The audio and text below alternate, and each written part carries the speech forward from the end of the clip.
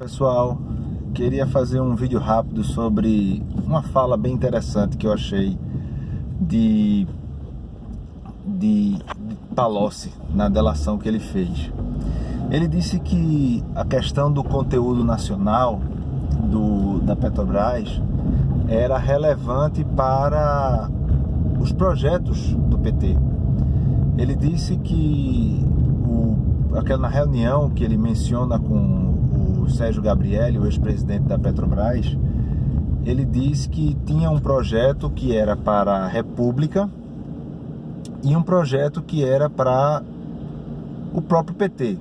Ou seja, ele mirava no pinto e acertava no pato. Ele alcançava os dois objetivos em uma só tacada. E por que eu achei tão emblemática, tão interessante, tão espetacular, tão clara essa fala dele, essa menção desse fato? Porque isso demonstra um grande problema que as discussões entre privatização ou não e as discussões sobre tamanho do Estado ou não, elas, especialmente no Brasil, recentemente nós temos a discussão sobre a questão do financiamento privado ou não, é a ideia constante e frequente de que o Estado ele é um ente que não funciona com desejos humanos. Veja, você pode até entender o Estado como uma entidade que tem seus próprios objetivos, o bem da sociedade e coisas similares. Mas quando você imagina um Estado em que não existem seres humanos dentro desse Estado, cada um com a sua própria necessidade particular, cada um com as suas necessidades privadas e diferentes do outro, você trata o Estado literalmente como um sonho que não depende de atuação humana.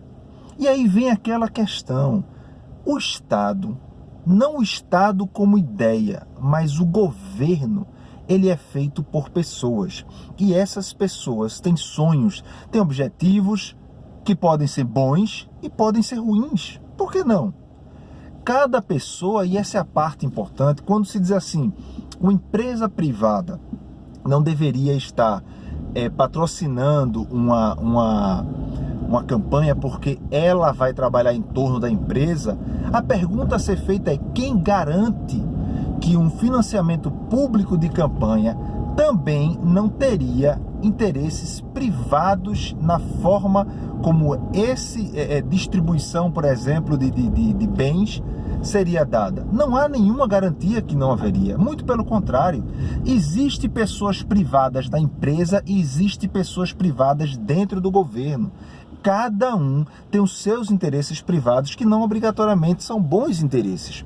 Então, essa questão é uma questão que muitas vezes as pessoas ignoram. Avaliar o governo como uma ideia e não o governo como um aglomerado de pessoas, cada um com seus interesses debaixo de uma mesma alçada, digamos assim, do nome de Estado. Mas cada pessoa tem sim o seu interesse.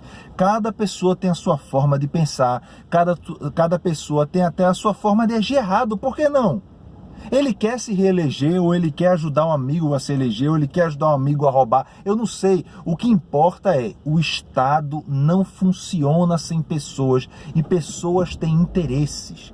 A ideia exatamente de um livre mercado, ou a ideia de uma concorrência, de um estímulo à concorrência, como eu prefiro falar, é que ao assimilar essa ideia, eu admitir que de fato as pessoas têm interesses privados e muitas vezes esses interesses são ruins para as outras pessoas, eu crio um ambiente de competição em que esses interesses meio que vão se anular, eles vão se bater entre si, de maneira que uma empresa pode cobrar um valor caríssimo a um produto, até que uma outra empresa chegue lá e cobre um produto similar a um preço mais baixo.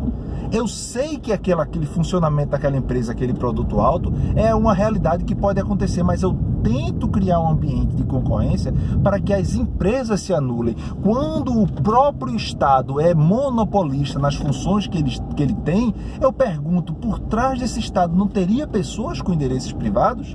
Essas pessoas vão atuar de que forma? Porque não tem concorrência. O juiz, por exemplo, não tem concorrência com outro juiz em termos gerais. Eu estou usando agora uma abstração, mas esse Estado, ele tem interesses privados. E como vai funcionar esses interesses privados? O Estado, como se só, é uma entidade em que as pessoas são, teoricamente, absolutamente altruístas, nunca pensando em si mesmo, apenas pensando nos outros. Isso não existe.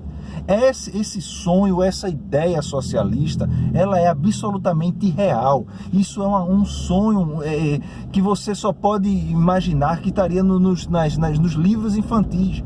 Ah, mas tem países que têm situação similar. Em primeiro lugar, esses países são pequenos. Se a gente fala de Suécia, se a gente fala de Noruega, se a gente fala de Dinamarca, a gente está falando com países que no máximo tem 10 milhões de pessoas, do tamanho um pouco maior do que o estado de Pernambuco. Então, são no mínimo situações bem diferentes quando a gente trata de um estado, de um país monumental, ou de um país continente como é o Brasil, com culturas diferentes, formas de falar diferentes e assim por diante. Então, nesse ambiente de tamanha diversidade, você imaginar que um pensamento uniforme de Estado seria compartilhado por todas as pessoas é no mínimo infantilidade.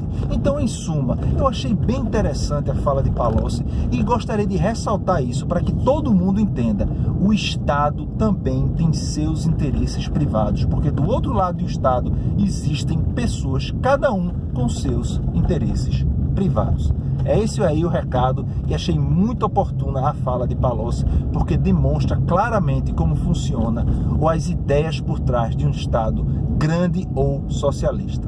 Valeu, pessoal!